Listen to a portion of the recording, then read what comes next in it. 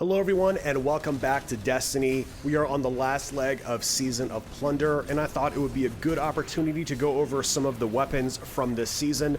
I happen to somehow get all of the patterns for the seasonal weapons, so we'll go ahead and take a quick look at each of the weapons and some of the roles that I'm chasing or have been crafting. I'm also going to show kind of my favorite loadout for PvE endgame activities such as raids and nightfalls, so let's jump into it.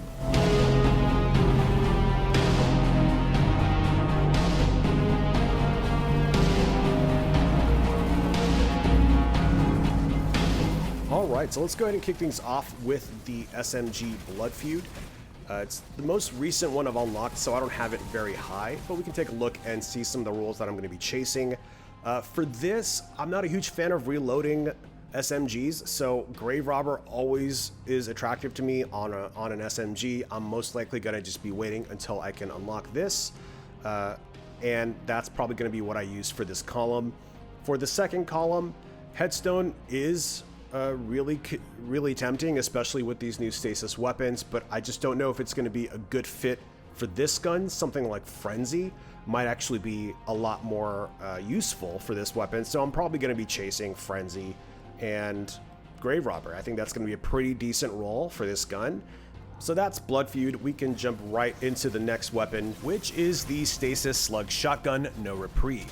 This is the first or the second weapon I think I unlocked, so I've gotten it pretty high. I really do enjoy feeding Frenzy with it. I'm just not a fan of watching shotguns reload.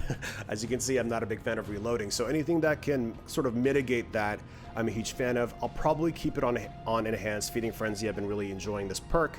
Headstone, again, I'm really tempted to use. I'll probably switch off of this and most likely go to something like Harmony and Swashbuckler again. But again, if you're running Stasis, it's really nice to be able to use Headstone, especially on a precision slug shotgun, and especially if you want to go ahead and use that to shatter the ice afterwards. Then that can be really useful too, but I've been really enjoying this, and I've been taking this into King's Fall. It's really useful in totems. So yeah, I'm a pretty big fan of this gun, and it'll probably stick with me going into next season. Moving on to the energy slot, we start with the amazing automatic sidearm, Brigand's Law. This is the first one that I got, and I find it to be the most useful, especially this season with Arc 3.0. Volt Shot is just an incredibly powerful perk, and I cannot wait to get the enhanced version. I think that's going to be really powerful, and I'll probably keep it with Volt Shot. And Perpetual Motion, I think, is kind of like a given for this gun. I don't know, maybe it's just an Arc 3.0 situation, but you can really use whatever you want. We've got some other, Steady Hands and Pugilist are going to be pretty great options as well. Tarnished Metal is the scout rifle. I'm still on the fence on this weapon. I really do enjoy the utility. I like having a really powerful arc scout rifle, so that's probably why it's going to stay in my inventory, but there's just something about it that doesn't feel super accurate or spot on. I don't know what it is yet. Maybe I just need some better perks on it. For the perks on this guy, I think we're gonna go with Volt Shot and Dragonfly. You've got a couple options, and that's of course for this second slot. Explosive Payload, Volt Shot, and Dragonfly. So some pretty compelling options if you want to deal a good amount of elemental damage. And for the first slot, I think Demolitionist is probably going to be the best bet, just from the amount of kills you're going to be getting with this gun, especially if you have something like Dragonfly or Explosive Payload. That's going to help. Rapid Hit could be useful if you're taking it, for boss encounters. Going to be dealing with whittling down larger enemies with your primary. So overall, probably one of the better scout rifles in the game right now, but I can see this very easily being replaced with Trustee next season. As you know, we are going to be able to craft all of the weapons from Deepstone Crypt starting next season, and I cannot wait to get my hands on the Trustee again. Hopefully it comes with adaptive munitions, because that would just pretty much be a game over for scout rifles, I think.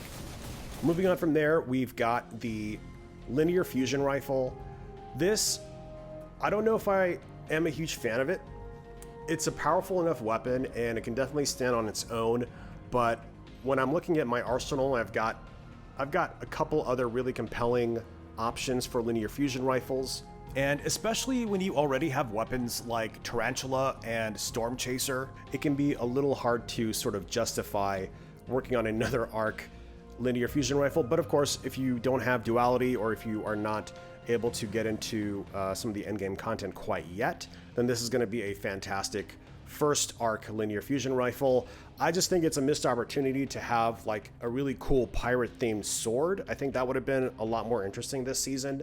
I just don't know if the linear fusion rifle really fits into this kit, especially when you have perks that kind of suggest that you use this kind of on rank and files or on yellow bars and quickly getting quick succession kills with it, things like multi-kill clip. I just don't personally use linear fusion rifles this way. Maybe I should, but I think at this point we're all kind of fatigued on linear fusions as far as including them in any other arsenal.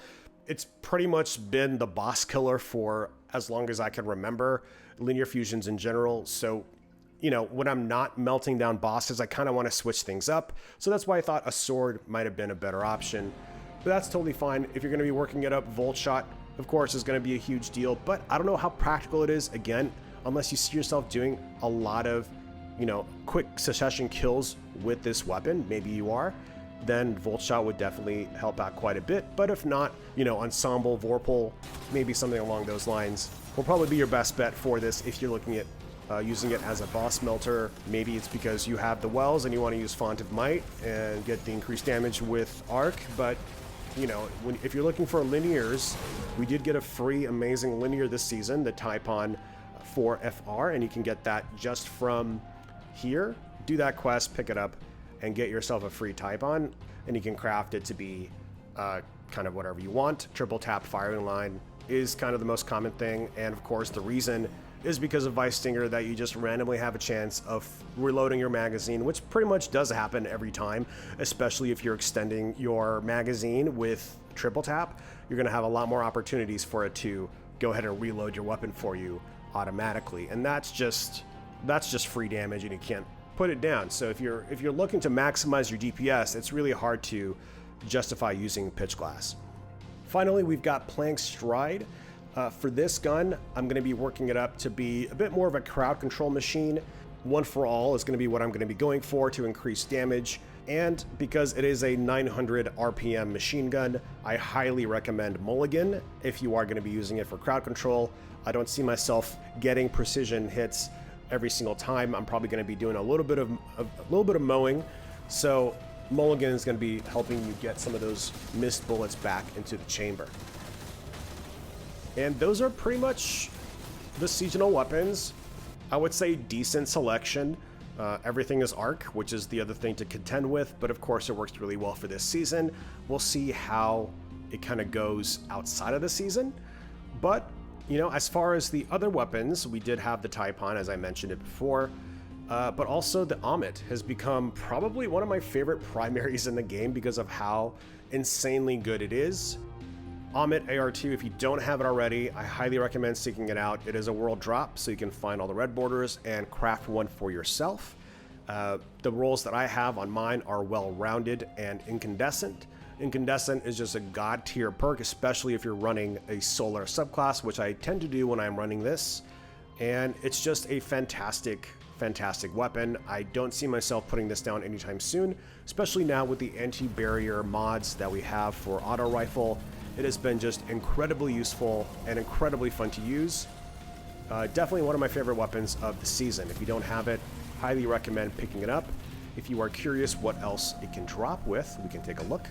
So I went ahead with well-rounded just because I'm a big fan of this perk right now. It does have things like Ambitious Assassin. I don't think it's really needed for an auto rifle, but you know, you've got things like dynamic sway reduction that can help a lot, especially if you're taking it into PvP. Turnabout, stats for all. It's got some pretty good perks, but I find that this weapon is already pretty well stable, even though it doesn't look like it necessarily in the stats. But yeah, I highly recommend seeking this out, crafting your own, and seeing how you like it.